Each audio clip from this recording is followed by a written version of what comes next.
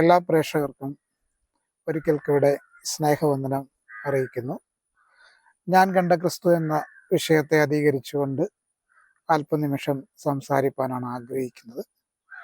ക്രിസ്തീയ ദർശനം അല്ലെങ്കിൽ ക്രിസ്തു ദർശനം എന്നതുകൊണ്ട് എന്താണ് ഉദ്ദേശിക്കുന്നതെന്ന് നാം മനസ്സിലാക്കേണ്ടതായിരിക്കുന്നു. ക്രിസ്തുവിനെ മനസ്സിലാക്കുക എന്ന് പറയുന്നത് അത്ര എളുപ്പമുള്ള കാര്യമല്ല, അത്ര ആയാസകരമായ കാര്യമല്ല. എൻ്റെ ഓർമ്മയിലെ ക്രിസ്തു എന്ന് പറയുന്നത് കുറച്ച് വർഷങ്ങൾ മുമ്പ് തൊട്ട് ഞാൻ പരിചയപ്പെടുകയും കുറെ കൂടെ അടുത്തറിയുകയും ചെയ്തിട്ടുള്ള ക്രിസ്തുവാണ്. എന്നാൽ അതിനു മുമ്പുള്ള ക്രിസ്തു ദർശനത്തെ പറ്റി സംസാരിക്കുക എന്ന് പറയുന്നത് വളരെ പ്രയാസകരമായ കാര്യമാണ്. ചെറിയ പ്രായത്തിൽ പ്രാർത്ഥനകളിലും മറ്റ് യോഗങ്ങളിലുമൊക്കെ സംബന്ധിക്കുന്ന സമയത്ത് ഒരു പഴയ ബൈബിളുമായിട്ടാണ് ഞങ്ങൾ പോയിക്കൊണ്ടിരുന്നത്. പഴയ ബൈബിൾ എന്ന് പറഞ്ഞാൽ അത്ര വൃത്തിയൊന്നും ഇല്ലാത്ത മുക്കും മൂലയുമൊക്കെ പരിക്കുകളൊക്കെ പറ്റിയ മധ്യഭാഗം ഇങ്ങനെ ഉന്തി നിൽക്കുന്ന സങ്കീർത്തന ഭാഗങ്ങൾ മാത്രം വായിച്ച് പരിചയമുള്ള ഞങ്ങളുടെ വീട്ടിലെ ആ ബൈബിളിൻ്റെ ഒരു രൂപം അങ്ങനെയായിരുന്നു. പക്ഷെ ആ ഒരു സമയത്ത് എന്താണ് ചെയ്യുന്നതെന്നോ എവിടേക്കാണ് നീങ്ങുന്നതെന്നോ ഒന്നും അറിയില്ലായിരുന്നു. എന്നാൽ പിന്നീട് ധാരാളം ബൈബിളുകൾ വീട്ടിൽ വന്നു, പുതിയ ബൈബിളുകൾ വാങ്ങി, ഞങ്ങൾക്ക് എല്ലാവർക്കും ബൈബിളുകളായി. അതിനുശേഷം ബൈബിൾ എന്ന പുസ്തകത്തിലൂടെ ഞങ്ങൾ ശരിയായ നിലയിൽ ക്രിസ്തുവിനെ പിന്നീടാണ് പരിചയപ്പെടുന്നത്. ക്രിസ്തീയ ദർശനം അല്ലെ ക്രിസ്തു ദർശനം എന്ന് പറയുന്നത് വളരെ പതിയെ നമ്മുടെ ജീവിതത്തിൽ സംഭവിക്കുന്ന ഒരു കാര്യമാണ്. ആക്സിഡൻ്റലി സംഭവിക്കുന്ന കാര്യമല്ല, ഒരു സുപ്രഭാതത്തിൽ വെളിപ്പെട്ടു വരുന്ന ഒന്നല്ല, മറിച്ച് പതിയെ പതിയെയാണ് നമ്മൾ കർത്താവിനെ മനസ്സിലാക്കുന്നത്. പതിയെ നാം കർത്താവിനെ മനസ്സിലാക്കുമ്പോൾ കർത്താവുമായിട്ടുള്ള അഭേദ്യമായ ബന്ധം കൂടുതൽ ഉറപ്പിക്കപ്പെടുകയാണ് ചെയ്യുന്നത്. കഴിഞ്ഞ കുറച്ച് ദിവസങ്ങളായി ക്രിസ്തു ദർശനത്തെ പറ്റി ചിന്തിക്കുകയായിരുന്നു. പ്രത്യേകിച്ച് പുതിയ നിയമത്തിലെ സുവിശേഷ ഭാഗങ്ങളൊക്കെ വായിക്കുമ്പോൾ കുറെ കൂടെ അടുത്ത് ക്രിസ്തുവിനെ മനസ്സിലാക്കാൻ കഴിയുന്ന ധാരാളം വേദഭാഗങ്ങൾ ഒക്കെ പരിചയപ്പെടാൻ ഇടയായിത്തീർന്നു. വേദഭാഗങ്ങൾ മാത്രമല്ല, ധാരാളം സംഭവങ്ങളും പരിചയപ്പെടാൻ കഴിഞ്ഞു. ഒന്നാമതായിട്ട് ക്രിസ്തുവിൻ്റെ അതിജീവനത്തെ പറ്റിയാണ് നമ്മൾ സംസാരിക്കേണ്ടത്, ചിന്തിക്കേണ്ടത്. നാം എല്ലാവരും അതിജീവനത്തിൻ്റെ പാതയിലാണ്, രക്ഷപ്പെടാനുള്ള ശ്രമത്തിലാണ്.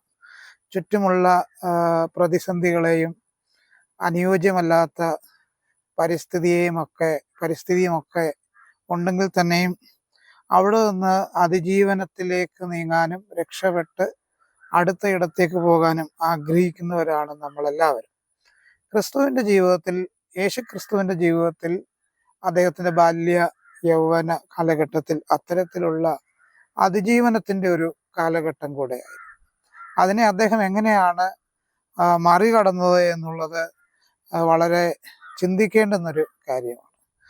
പ്രധാനമായി യേശു യഹൂദ്യയിലെ ബേത്ലഹേമിൽ ജനിക്കുന്ന സമയം തന്നെ യഹൂദന്മാരുടെ രാജാവായി പിറന്നവൻ എവിടെ എന്നുള്ള ചോദ്യം കൊട്ടാരത്തിൽ നിന്നുണ്ടാകുകയും യഹൂദന്മാരുടെ രാജാവായി ഏതെങ്കിലും ഒരു കുട്ടി പിറന്നിട്ടുണ്ടെങ്കിൽ ആ കുട്ടിയെ കൊന്നുകളയണമെന്നുള്ള കൽപ്പന, രാജകീയമായ കൽപ്പന പുറപ്പെടുകയും ചെയ്തു. അദ്ദേഹം ക്രിസ്തു ജനിക്കുമ്പോൾ മതപരമായും അതുപോലെ തന്നെ രാഷ്ട്രീയപരമായും അത്ര സുഖകരമുള്ള ഒരു സ്ഥലത്തല്ല ക്രിസ്തു ജനിച്ചത്. രാഷ്ട്രീയപരമായി പറഞ്ഞാൽ ആ സ്ഥലങ്ങളെല്ലാം തന്നെ റോമ ചക്രവർത്തിമാരുടെ ഭരണത്തിൻ്റെ കീഴിലായിരുന്നു. രാഷ്ട്രീയ കാര്യങ്ങളുടെ ക്രമീകരണങ്ങളൊക്കെ റോമക്കാരാണ് ചെയ്തിരുന്നത്. ഇനി മതപരമായിട്ടുള്ള കാര്യങ്ങൾ പറഞ്ഞാൽ, താൻ യഹൂദനായിരിക്കെ തന്നെ യഹൂദ മതത്തിൻ്റെ യാതൊരു വിധത്തിലുമുള്ള അനുകൂല ഘടകങ്ങൾ തനിക്ക് ഉണ്ടായില്ല എന്നുള്ളതാണ് ഏറ്റവും വലിയ സത്യമെന്ന് പറയുന്നത്. മതപരമായിട്ടുള്ള കാര്യങ്ങൾ പറഞ്ഞാൽ, താൻ ജനിച്ചു വീണ മതപശ്ചാത്തലം എന്ന് പറയുന്നത് യഹൂദ മത പശ്ചാത്തലമാണ്. മോശ എന്ന അതികായകനായ നേതാവിൻ്റെ കീഴിൽ മിസ്രയീമ്യ അടിമത്വമൊക്കെ അവസാനിപ്പിച്ച് യാത്ര തുടങ്ങിയ, പിന്നീട് വളർന്ന് പന്തലിച്ച് ഒരു രാജ്യമായി പിന്നത്തേതിലൊക്കെ മാറ്റപ്പെട്ട ആ ഒരു സമൂഹത്തിന് അവരുടെ മതം വളരെ പ്രധാനപ്പെട്ട ഒരു ഘടകമായിരുന്നു, യഹൂദ മതം.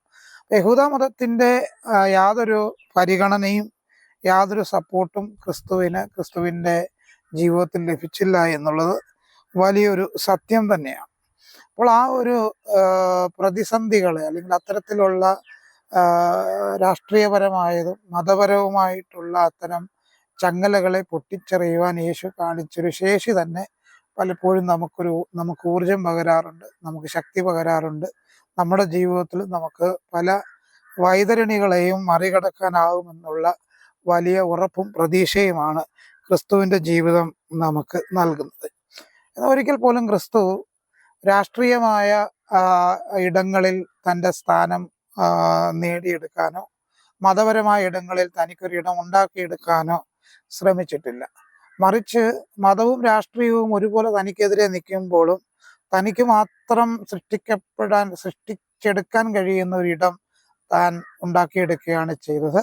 തൻ്റെ പിന്നാലെ 10,000-കണക്കിന് ആളുകൾ ശിഷ്യന്മാരായി, അതുപോലെ തന്നെ തൻ്റെ അനുയായികളായി കൂടുന്നതും നമുക്ക് കാണാൻ കഴിയും. അതൊക്കെ നിലപാടുകളുടെ ഒരു ഒരു ഒരു ഒരു നേർക്കാഴ്ചയാണ്. നമ്മുടെ ജീവിതത്തിൽ എപ്പോഴും നമുക്ക് നിലപാടുകൾ ഉണ്ടായിരിക്കണം. മാറി മാറി നമ്മൾ സംസാരിക്കരുത്. രാവിലെ ഒരു കാര്യം പറഞ്ഞിട്ട് ഉച്ചയ്ക്കത് തിരുത്താതെ, വൈകിട്ട് വേറൊന്ന് പറയാതെ, നമ്മുടെ ജീവിതത്തിൽ എപ്പോഴും നമ്മൾ നിലപാടുകൾ കാത്തു സൂക്ഷിക്കുക. നിലപാടുകൾ കാത്തു സൂക്ഷിക്കുന്നതിൽ നമുക്കൊരു കൺസിസ്റ്റൻസി ഉണ്ടായിരിക്കണം, ഒരു സ്ഥിരത ഉണ്ടായിരിക്കണമെന്നാണ് എനിക്ക് നിങ്ങളോട് പറയാനായിട്ടുള്ളത്. ഈ 33.5 വയസ്സ് ഈ ഭൂമിയിൽ ജീവിച്ചപ്പോൾ ഇൻകൺസിസ്റ്റൻ്റ് ആയിട്ടുള്ള സ്ഥിരതയില്ലായ്മ ഒരിക്കൽ പോലും കർത്താവിൻ്റെ ജീവിതത്തിൽ വന്നിട്ടില്ല. വാക്കുകളിലും പ്രവൃത്തിയിലും തൻ്റെ സഞ്ചാരപഥങ്ങളിലും തൻ്റെ പ്രേക്ഷിത ഇടങ്ങളിലുമെല്ലാം വളരെ സ്ഥിരതയോടുകൂടെ കൃത്യതയോടുകൂടെ ജീവിക്കുന്ന, ഇടപെടുന്ന, പെരുമാറുന്ന യേശുവിനെയാണ് നമുക്ക് കാണാൻ കഴിയുന്നത്. അതൊരു വലിയ ശേഷിയുടെ ചരിത്രമാണ് പറയുന്നത്. അതിജീവനത്തിൻ്റെ ചരിത്രം പറയുമ്പോൾ തന്നെ നമുക്കും അതിജീവിക്കാൻ കഴിയുമെന്നുള്ള ആ ഒരു വലിയ സാക്ഷ്യപ്പെടുത്തൽ കൂടിയാണ്.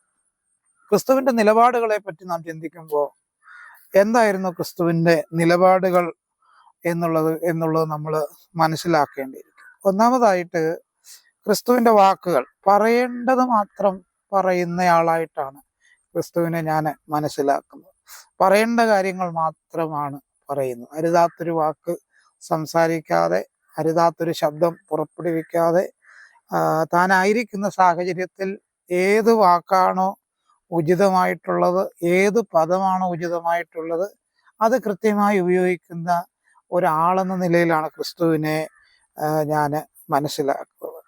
പാപിനിയായ സ്ത്രീ യേശുവിൻ്റെ അടുക്കൽ വരുമ്പോൾ നമുക്കെല്ലാവർക്കും അറിയാവുന്ന സംഭവം, പരീശന്മാരാൽ പിടിക്കപ്പെട്ടവളായി, വ്യഭിചാര കുറ്റം ചുമത്തപ്പെട്ടവളായി യേശുവിൻ്റെ അടുക്കൽ ഈ സ്ത്രീ വരുമ്പോൾ ഇവളെ പിടിച്ചുകൊണ്ടുവന്ന പ്രിയപ്പെട്ടവരെല്ലാം മടങ്ങിപ്പോയതിനു ശേഷം യേശു അവളോട് പറയുന്ന വാക്ക് ഇനിമേൽ പാപം ചെയ്യരുത് എന്നാണ്. ഡു നോട്ട് സിൻ എനിമോർ എന്നുള്ള വാക്കാണ് അവിടെ യേശു ഉപയോഗിക്കുന്നത്. അവിടെ അമിതമായ വൈകാരിക പ്രകടനങ്ങൾക്ക് മുതിരാതെ, അല്ലെങ്കിൽ താൻ രക്ഷിച്ചെടുത്ത ഈ സ്ത്രീയിൽ നിന്ന് ഒത്തിരി കേൾക്കാൻ ആഗ്രഹിക്കാതെ, ഒത്തിരി സംസാരിക്കാതെ, കൂടുതൽ വൈകാരികമായ യാതൊരു പ്രതികരണങ്ങളിലേക്ക് നീങ്ങാതെ ഒറ്റ വാക്കിലൊരു വാചകത്തിൽ യേശു സംസാരിച്ച് നിർത്തുകയാണ്, ഇനിമേൽ പാപം ചെയ്യരുത്. അതുപോലെ തന്നെ മറ്റൊരു സംഭവം പുതിയ നിയമത്തിൽ കാണാൻ കഴിയുന്നത് നയീൻ പട്ടണത്തിലെ വിധവയോട് സംസാരിക്കുന്ന രംഗമാണ്. ആ ശവമഞ്ചത്തിന് ചുറ്റും ധാരാളം ആളുകൾ തിങ്ങിക്കൂടി പോകുന്നുണ്ട്. ഈ സ്ത്രീ കരയുന്നുണ്ട്. സ്ത്രീയുടെ മകൻ മരിച്ചുപോയി, അവൾ വിധവയാണ്, അവളുടെ ഭർത്താവ് നിലവിൽ അവളുടെ കൂടെയില്ല. വളരെ പ്രയാസത്തിലൂടെയാണ് അവൾ സഞ്ചരിക്കുന്നത്. അപ്പോൾ യേശുവിനെ സംബന്ധിച്ച്, യേശു മറ്റൊരു സ്ഥലത്തൂടെ വന്ന് അവിടെ ശിഷ്യന്മാരുമായി എത്തുമ്പോൾ യേശു പറയുന്നത് ഒരു അരമണിക്കൂർ ക്ലാസ് എടുക്കുകയോ ആ രീതിയിലൊന്നുമല്ല യേശു സംസാരിക്കുന്നത്. യേശു പറയുന്നത് സ്ത്രീയെ കരയണ്ട എന്നാണ് പറയുന്നത്. സ്ത്രീയെ കരയണ്ട എന്നുള്ള ഒറ്റ ശബ്ദത്തിൽ ആ ഒരു അധികാരം കൃത്യമായി ഏത് മെസ്സേജാണോ, ഏത് സന്ദേശമാണോ യേശു കൺവേ ചെയ്യാൻ ആഗ്രഹിച്ചത് അത് കൃത്യമായി കൺവേ ചെയ്യപ്പെടുകയും അവൾ പിന്നെ കരഞ്ഞില്ല എന്ന് തന്നെയാണ് ബൈബിളിൽ പറയുന്നത്. അവളുടെ മകനെ ക്രിസ്തു അവൾക്ക് തിരിച്ചു കൊടുക്കുകയും ചെയ്തു. യേശുവിൻ്റെ ഒരു നിലപാടുകളുടെ ഏറ്റവും വലിയ പ്രത്യേകത വാക്കുകളിലുള്ള ആ ഒരു മിതത്വം, അതിനേക്കാളെല്ലാം ഉപരിയായി പറയേണ്ട കാര്യങ്ങൾ പറയേണ്ടടുത്ത് വെച്ച് പറയേണ്ട രീതിയിൽ പറയേണ്ട ഭാഷയിൽ പറയുക എന്നുള്ള ഒരു രീതി കർത്താവിന് ഉണ്ടായിരുന്നു. ഈ ഒരു വീഡിയോ നമ്മൾ ചെയ്യുമ്പം ഇതൊരു സാധാരണ വീഡിയോ ആയിട്ട് നിങ്ങൾ കാണാതെ നമ്മുടെ ക്രിസ്തീയ ജീവിതത്തിന് ഉതകുന്ന രീതിയിൽ ക്രിസ്തുവിൻ്റെ സ്വഭാവത്തെ സാംശീകരിക്കുന്ന ഒരു ലെവലിലേക്ക് അത്തരം ഒരു ലെവലിലേക്ക് നിങ്ങൾ ചിന്തിച്ച് വേണം ഈ വീഡിയോ ശ്രദ്ധിക്കേണ്ടത് എന്ന് പ്രത്യേകമായിട്ട് ഓർമ്മിപ്പിക്കുക. രണ്ടാമത്, ക്രിസ്തുവിനെ പറ്റി നമ്മൾ പറയുമ്പോൾ ചെയ്യേണ്ടത് ചെയ്യുന്നവൻ ആയിട്ടാണ് ക്രിസ്തുവിനെ മനസ്സിലാക്കാൻ കഴിയുന്നത്. ചെയ്യേണ്ടത് എന്തോ അതാണ് ക്രിസ്തു ചെയ്യുന്നത്. നമുക്കറിയാം, നീളത്തിൽ ഉയരത്തിൽ കുറിയ മനുഷ്യനായ സക്കായി യേശുവിനെ കാണാൻ ആഗ്രഹിച്ചു. He wanted to see Jesus. ഇത്രയേ ഉള്ളൂ. What kind of a man he is, അതാണ് അദ്ദേഹം ആഗ്രഹിച്ചത്. എങ്ങനെയുള്ള മനുഷ്യനാണ് യേശു എന്നറിയണം. അല്ലാതെ കൂടുതലായിട്ട് യേശുവിനെ അറിയാനോ മാനസാന്തരപ്പെടാനോ ശിഷ്യന്മാരുടെ കൂടെ കൂടാനോ പുരുഷാരത്തിൻ്റെ കൂടെ നാളെ തൊട്ട് വരാനോ ഒന്നുമല്ല സക്കായി ആഗ്രഹിച്ചത്. സക്കായി ആഗ്രഹിച്ചത് ഈ മനുഷ്യൻ എങ്ങനെയുള്ളവനെന്ന് കാണാനാണ് ആഗ്രഹിച്ചത്. എന്നാൽ യേശു ചെയ്യുന്ന കാര്യം നിങ്ങൾ ശ്രദ്ധിച്ചേ. യേശു ഒരിക്കലും ഇയാളുടെ മനസ്സിലെ ആ ഒരു ഇഷ്ടം അറിഞ്ഞ് അതേപോലെ അല്ല ചെയ്യുന്നത്. അതിനൊക്കെ അപ്പുറമായി ഒരു പടിയൂടെ കടന്ന് യേശു അവനോട് പറയുകയാണ്, ഇന്ന് ഞാൻ നിന്റെ വീട്ടിൽ പാർക്കേണ്ടതാകുന്നു. അതാണ് യേശു ചെയ്യുന്നത്. യേശുവിന് എന്ത് ചെയ്യണമെന്ന് തോന്നിയാൽ അത് അതേപോലെ ചെയ്യാനുള്ള തൻ്റെ ഇടവും പ്രാഗൽഭ്യവും ഉണ്ട് എന്നുള്ളതാണ് ഒരു വലിയ സത്യം. പലപ്പോഴും നമ്മളൊരു കാര്യം ചെയ്യുന്നതിന് മുമ്പേ ഒത്തിരി ആളുകളോട് നമ്മൾ സജഷൻസ് ചോദിക്കാറുണ്ട്, അഡ്വൈസ് ചോദിക്കാറുണ്ട്. പലപ്പോഴും നമ്മളുടെ ഒരു ധൈര്യമില്ലായ്മയും അതുപോലെ തന്നെ ആത്മവിശ്വാസക്കുറവും ഒക്കെയാണ് അതിനെ സൂചിപ്പിക്കുന്നത്. 45 അല്ലെ 40 വയസ്സുള്ള ഒരാൾ ഒരു കാര്യം ചെയ്യുന്നതിന് മുമ്പ് കുറേ ആളുകളോട് ഉപദേശം ചോദിക്കേണ്ടെന്നല്ല ഞാൻ പറഞ്ഞത്. ഈ 40 വർഷമായി നമ്മൾ ഉയർത്തിയ നമ്മുടെ ആത്മവിശ്വാസം എവിടെ, നമ്മുടെ നിലപാട് എവിടെ എന്നുള്ളൊരു ചോദ്യം കൂടെ കൃത്യമായി അതിൽ നാം ചിന്തിക്കേണ്ടതായിട്ടുണ്ട്. യേശു പറയുന്നു, ഇന്ന് ഞാൻ നിന്റെ വീട്ടിൽ നിന്നോടുകൂടെ പാർക്കും, നിന്നോടുകൂടെ അത്താഴം കഴിക്കും. കർത്താവിന് എന്താണ് ചെയ്യാൻ മനസ്സിൽ ആഗ്രഹം, അതാണ് കർത്താവ് ചെയ്യുന്നത്. ഇതേ കർത്താവ് തന്നെ സക്കായിയുടെ വീട്ടിൽ അന്ന് ഒരുമിച്ച് കൂടിയ ഇതേ കർത്താവ് തന്നെ പിന്നീട് ആലയത്തിൽ പൊൻവാണിഭക്കാരായിട്ടുള്ള വാങ്ങുന്നവരെയും വിൽക്കുന്നവരെയും ചാട്ടവാറുകൊണ്ട് പുറത്താക്കുന്ന ഒരു രംഗം നമുക്ക് കാണാനായിട്ട് കഴിയുന്നുണ്ട്. നിങ്ങൾ എൻ്റെ പിതാവിൻ്റെ ആലയം കള്ളന്മാരുടെ ഗുഹയാക്കി മാറ്റി എന്നാണ് കർത്താവോടെ പറയുന്നത്. അപ്പോൾ ചെയ്യേണ്ട കാര്യങ്ങൾ ചെയ്യേണ്ട സമയത്ത് ചെയ്യണം. അതിന് യാതൊരു മടിയും കാണിക്കാൻ പാടില്ല. ഏത് സാഹചര്യത്തിലാണോ നമ്മൾ എത്തപ്പെട്ട് നിൽക്കുന്നത് ആ സാഹചര്യത്തിൽ കൃത്യമായി ഇടപെടേണ്ട കാര്യങ്ങളിൽ നമ്മൾ ഇടപെടണം. ചെയ്യേണ്ട കാര്യങ്ങൾ എന്തോ അത് നമ്മൾ കൃത്യമായിട്ട് ചെയ്തിരിക്കണം. അതുപോലെ തന്നെ പത്രോസിനെ തടയുന്ന യേശുവിനെ നമുക്ക് കാണാൻ കഴിയും. 3.5 വർഷമായിട്ട് കൂടെ നിൽക്കുന്ന ശിഷ്യനാണെന്ന് ഓർക്കണം.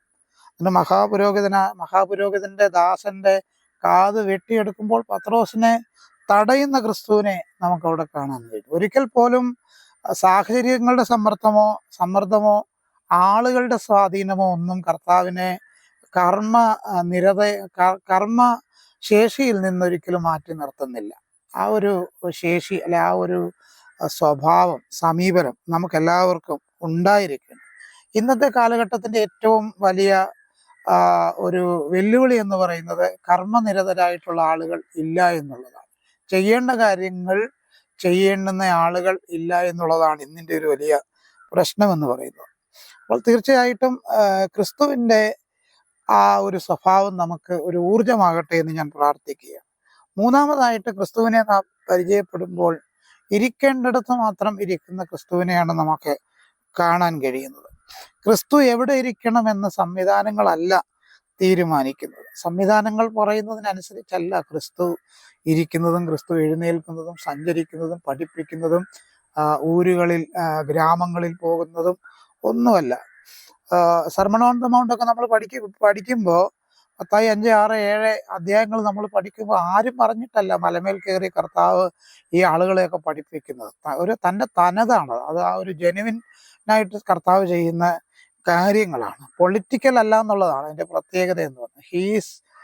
ഹി വാസ് അപൊളിറ്റിക്കൽ എന്ന് തന്നെ വേണം നമുക്ക് പറയാം, നോട്ട് പൊളിറ്റിക്കൽ. ഒരിക്കലും ഉള്ളിൽ രാഷ്ട്രീയം, ഉള്ളിലോ കണ്ണിലോ മനസ്സിലോ ചിന്തയിലോ ശരീരത്തിലോ ഒരിടത്ത് പോലും രാഷ്ട്രീയമില്ലാതെ പെരുമാറാൻ നമ്മുടെ കർത്താവിന് കഴിഞ്ഞു എന്നുള്ളത് നമ്മൾ മനസ്സിലാക്കേണ്ട കാര്യമാണ്. എവിടെ ഇരിക്കണം എന്ന് കർത്താവാണ് തീരുമാനിക്കുന്നത്. അപ്പം ആളുകൾക്ക് ഇന്ന ഇടത്ത് ഇരിക്കാമെന്നൊരു ക്രമം ഒന്നും ഉണ്ടായിരുന്നു. എല്ലാ കാലഘട്ടങ്ങളിലും അത്തരം ക്രമങ്ങളുണ്ട്. സോഷ്യലി എസ്റ്റാബ്ലിഷ്ഡ് ആയിട്ടുള്ള ഓർഡറുകളുണ്ട്. You are not suppose to sit here എന്നൊക്കെ പറയും. നീ ഇവിടെ ഇരിക്കാൻ പാടില്ല, നീ എന്തിനാ ഇവിടെ ഇരിക്കുന്നത്, നീ എന്തിനാ ഞങ്ങളുടെ വീട്ടിൽ വന്നത്, നിന്നെ ഇവിടെ ആരും ക്ഷണിച്ചില്ലല്ലോ, നീ ആരാ ഇതിന് അഭിപ്രായം പറയാം എന്നൊക്കെയുള്ള ധാരാളം വാക്കുകൾ നമ്മൾ നമ്മുടെ ചുറ്റുപാടിൽ നിന്ന് കേൾക്കാറുണ്ട്. കാരണം അങ്ങനത്തെ വാക്കുകൾ കേൾക്കുന്നതിൻ്റെ കാരണം സമൂഹത്തെ അങ്ങനെ നിർമ്മിച്ചു വെച്ചിരിക്കുകയാണ്.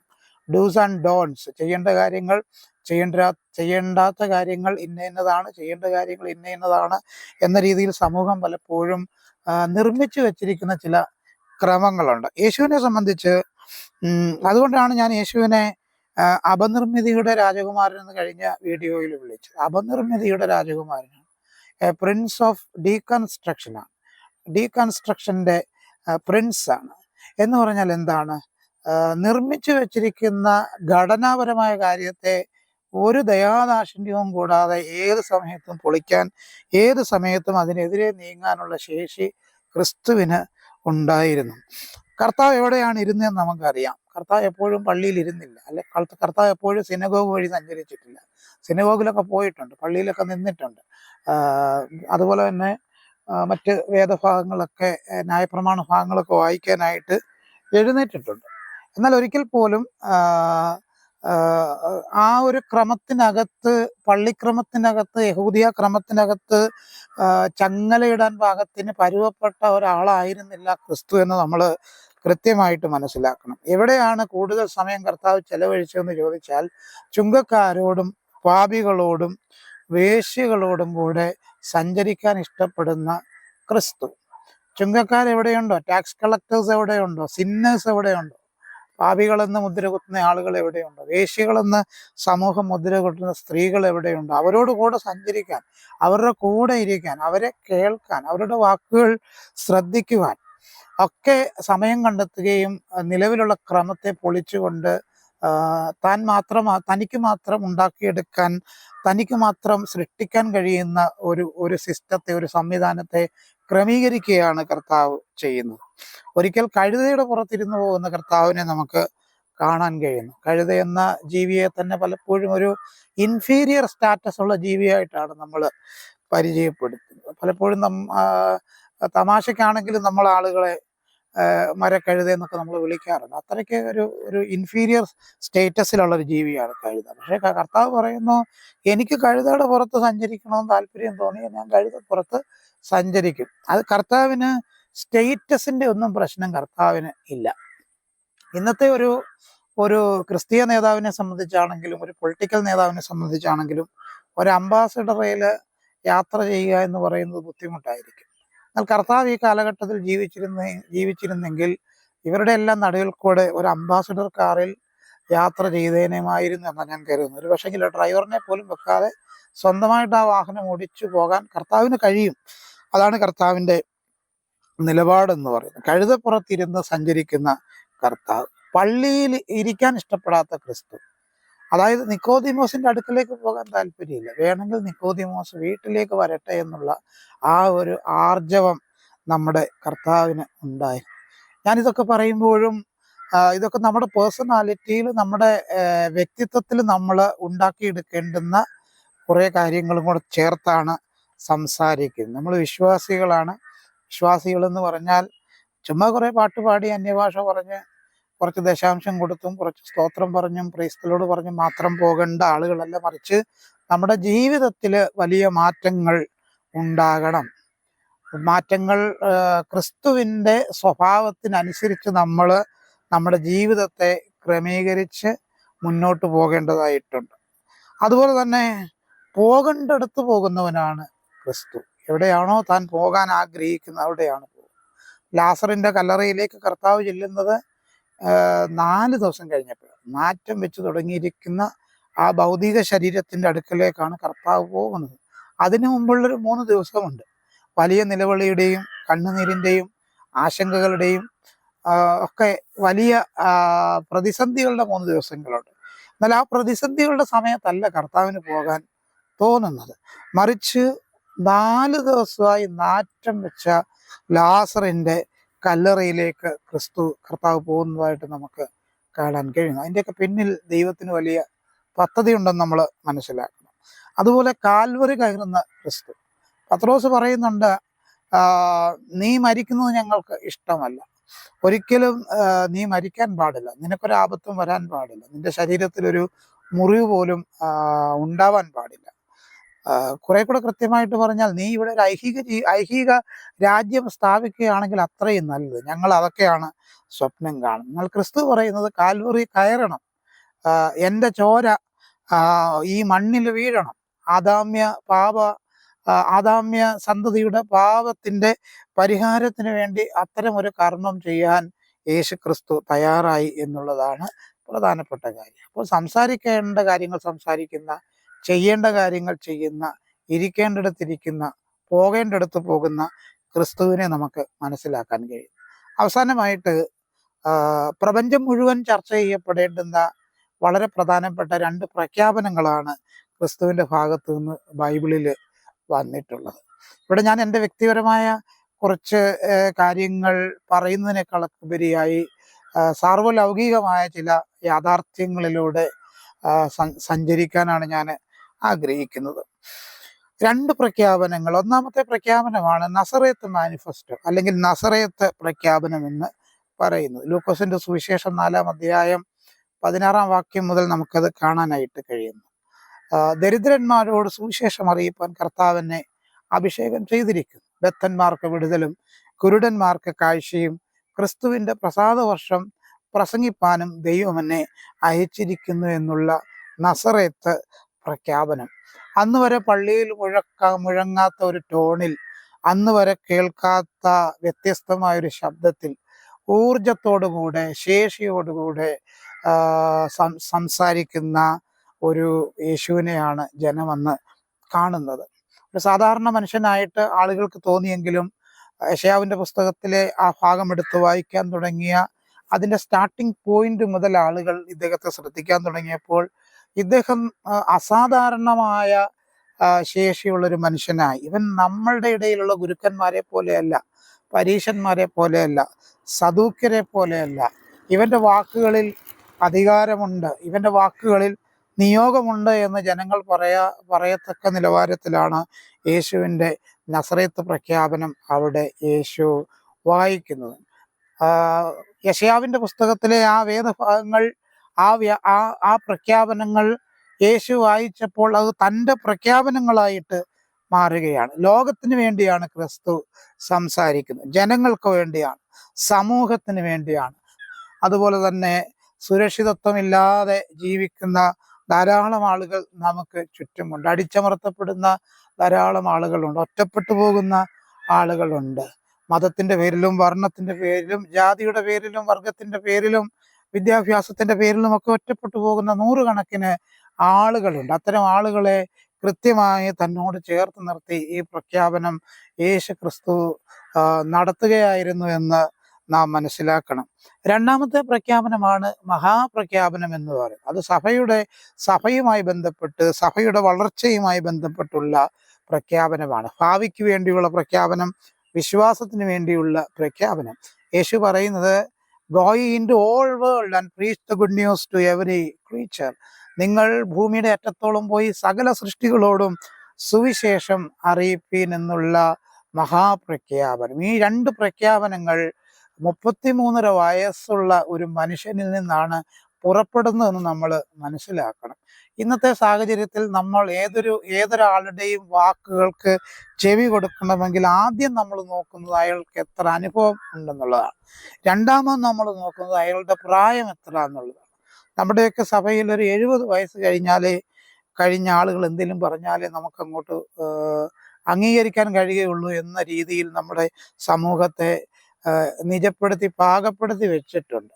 അത്തരം പാകപ്പെടുത്തലുകളെ പൊളിയിക്കുന്ന രീതിയിലാണ് നമ്മുടെ അരുമനാഥന്റെ ഇടപെടൽ എന്ന് പറയുന്നത്. 33 വയസ്സിനുള്ളിൽ ചെയ്യേണ്ട കാര്യങ്ങളെല്ലാം ചെയ്തു, ഇടപെടേണ്ട മേഖലകളിലെല്ലാം ഇടപെട്ടു. തൻ്റെ ആ ഒരു വ്യക്തി വൈഭവത്തിൻ്റെ ആഴം എത്ര വലുതാണ്, അതിൻ്റെ പരപ്പ് എത്ര വലുതാണ്, ജനങ്ങളിലേക്ക് എങ്ങനെ ഇറങ്ങി ചെല്ലാമെന്ന് ഈ ലോകത്തിൽ ഇന്ന് വരെ പിറവിയെടുത്ത ഏതൊരു മനുഷ്യനും പ്രകടമാക്കുന്നതിലും ഒക്കെ അപ്പുറത്തേക്ക് കർത്താവ് അത് കാണിച്ചു തന്നു എന്നുള്ളതാണ് ഏറ്റവും പ്രധാനപ്പെട്ട കാര്യം എന്ന് പറയുന്നത്. ഇന്ന് ക്രിസ്തുവിനെ പറ്റിയുള്ള കാഴ്ചപ്പാട് എന്താണ്? പെന്തക്കോസ്തുകാർക്ക് ക്രിസ്തുവിനെ പറ്റി എന്തെങ്കിലും കാഴ്ചപ്പാടുണ്ടോ? ക്രിസ്തുവിൻ്റെ രൂപത്തെ പറ്റി എന്തെങ്കിലും കാഴ്ചപ്പാടുണ്ടോ? ക്രിസ്തുവിൻ്റെ രൂപം മനസ്സിലുള്ളവരാണോ പെന്തക്കോസ്തു വിശ്വാസികൾ എന്നുകൂടെ ഒന്ന് പരിശോധിക്കാൻ ഈ സമയം ഞാൻ എടുക്കുകയാണ്. ക്രിസ്തുവിനെ പറ്റി പലപ്പോഴും നമുക്ക് വികലമായ കാഴ്ചപ്പാടാണുള്ളത്. ഞാൻ എന്തുകൊണ്ടാണ് അങ്ങനെ പറഞ്ഞതെന്ന് ചോദിച്ചാൽ, ആകയാൽ അവരുടെ ഫലത്താൽ നിങ്ങൾ അവരെ തിരിച്ചറിയുമെന്ന് മത്തായിയുടെ സുവിശേഷം 7-ാം അധ്യായം 20-ാം വാക്യത്തിൽ പറയുന്നുണ്ട്. നമ്മുടെ ഫലം നല്ലതാണെങ്കിൽ നമ്മൾ ക്രിസ്തുവിൽ നിന്ന് ഉള്ളവരാണ്. നമ്മുടെ ഫലം മോശമാണെങ്കിൽ നമ്മൾ ബലിയാലിൻ്റെ ആളുകളാണ്, പിശാചിൻ്റെ സന്തതികളാണ്. ക്രിസ്തുവിനെ പറ്റി പലപ്പോഴും നമുക്ക് വികലമായ കാഴ്ചപ്പാടാണുള്ളത്. അത്തരം വികലമായ കാഴ്ചപ്പാട് നമ്മൾ തന്നെ സൃഷ്ടിച്ചുണ്ടാക്കുന്ന കാഴ്ചപ്പാടാണ്. നമ്മുടെ നേട്ടങ്ങൾക്ക് വേണ്ടി നാം സൃഷ്ടിക്കുന്നതാണ്. നമുക്കറിയാം, നാമധേയ സഭകളിൽ ക്രിസ്തു രൂപങ്ങളുണ്ട്, വീടുകളിൽ ക്രിസ്തു രൂപങ്ങളുണ്ട്. അവിടെയൊക്കെ ക്രിസ്തു രൂപങ്ങൾ ഉള്ളത് കൊണ്ട് തന്നെ അവർക്ക് അങ്ങനെ ഒരാൾ ജീവിച്ചിരുന്നു എന്നും ഇടയ്ക്കൊക്കെ ആ ചിത്രത്തിൽ നോക്കുമ്പോൾ ഇങ്ങനെ ആയിരുന്നു അദ്ദേഹം എന്നും ചിന്തിക്കാനുള്ളൊരു സാധ്യത അവിടെയുണ്ട്. നമ്മുടെയൊക്കെ വീടുകളിൽ ഇത്തരം ചിത്രങ്ങൾ തൂക്കുക എന്ന് പറയുന്നത് പാപപരമായിട്ടുള്ള ഒരു പാപസംഗതിയായിട്ടാണ് പലപ്പോഴും നമ്മൾ ചിത്രീകരിച്ചിട്ടുള്ളത്. അതിന് പറയുന്നത് മൈക്കൽ ഏഞ്ചലോ വരച്ച അല്ലെങ്കിൽ ഉണ്ടാക്കിയ ക്രിസ്തു അല്ല ശരിയായ ക്രിസ്തു എന്നുള്ളതാണ്. ഇനി ബന്ധക്കോസ്തുകാർ ക്രിസ്തുവിനെ വരയ്ക്കുകയാണെങ്കിൽ അത് ക്ലീൻ ഷേവ് ചെയ്ത ഒരു സാധാരണ ക്രിസ്തുവായിരിക്കും.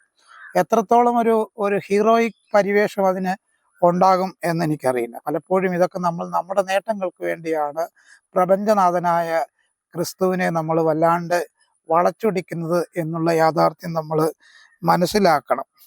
അപ്പം തന്നെ ക്രൈസ്റ്റിനെ നമ്മൾ എക്സ്പ്ലോയിറ്റേഷന് വേണ്ടിയും പണസമ്പാദനത്തിന് വേണ്ടിയും ഉപയോഗിക്കുന്നത് കൊണ്ടാണ് ക്രിസ്തുവിൻ്റെ ശരിയായ രൂപം നമ്മുടെ മനസ്സിലോ നമ്മുടെ സ്വഭാവത്തിലോ ഒന്നും ഇല്ലാത്തത്. അതുകൊണ്ട് തന്നെയാണ് നമ്മൾ രാഷ്ട്രീയ പ്രവർത്തകരെ പോലെ പോർവിളികൾ നടത്തുകയും കൂട്ടു സഹോദരനെതിരെ സംസാരിക്കുകയും ഒക്കെ ചെയ്യുന്നത്.